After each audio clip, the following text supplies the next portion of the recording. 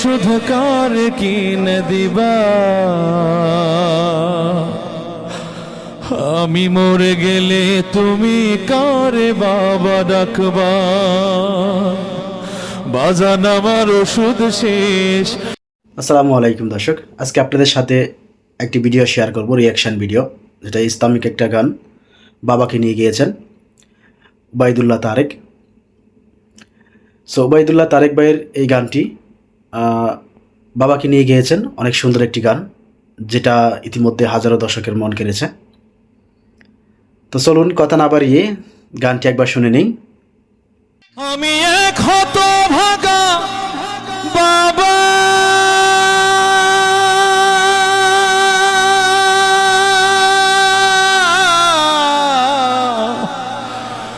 আমি মরে গেলে ওষুধ কার কিনে দিবা? বাজান আমার ওষুধ শেষ।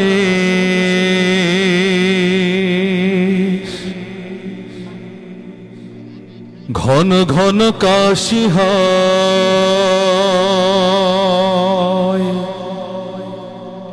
বুকের বাম পাশে ব্যথা, ঝাপসা দেখি সব সময়। এসব কথা ছেলের কানে যায় না।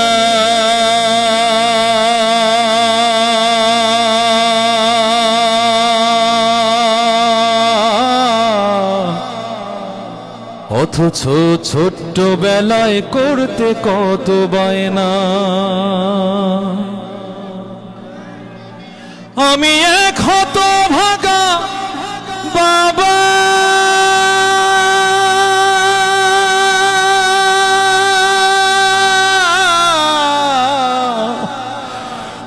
আমি মরে গেলে ওষুধ কার কিনে দিবা? আমি মরে গেলে তুমি কারে বাবা ডাকবা? বাজান আমার ওষুধ শেষ। ঘন ঘন কাশি হয়, বুকের বাম পাশে ব্যথা, ঝাপসা দেখি সব সময়। এসব কথা ছেলের কানে যায় না।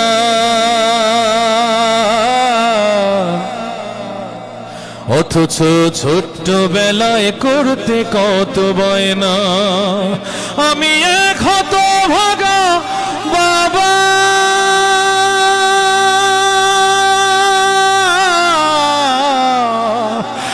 আমি মরে গেলে ওষুধ কার কিনে দিবা? আমি মরে গেলে তুমি কারে বাবা ডাকবা?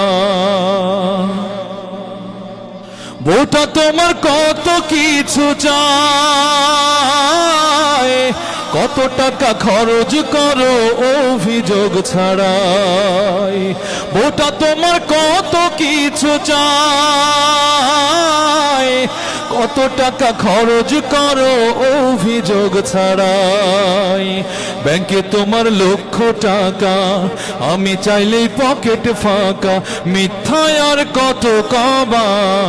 আমি মরে গেলে তুমি কারে বাবা ডাকবা? বাজান আমার ওষুধ শেষ। ঘন ঘন কাশি হয়, বুকের বাম পাশে ব্যথা, ঝাপসা দেখি সব সময়।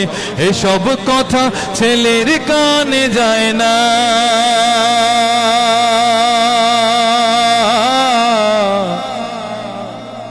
অথচ ছোট্ট বেলায় করতে কত বায়না। আমি এক হতভাগা বাবা,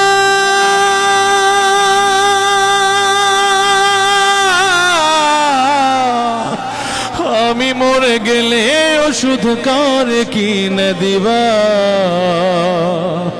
আমি মরে গেলে তুমি কারে বাবা ডাকবা? আমি মরে গেলে তুমি কারে বাবা ডাকবা? আমি মরে গেলে ওষুধ কারে কিনে দিবা?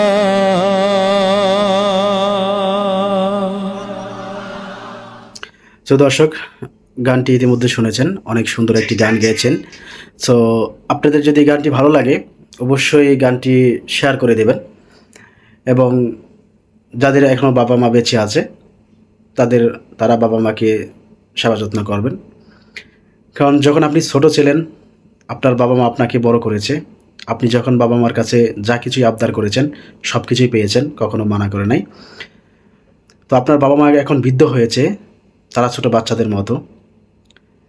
সো সবাই বাবা মাকে যত্ন করবেন, ভালোবাসবেন। আর আমার ভিডিওটি সবাই শেয়ার করে দেবেন এবং চ্যানেলটি সাবস্ক্রাইব করে রাখবেন। ধন্যবাদ সবাইকে।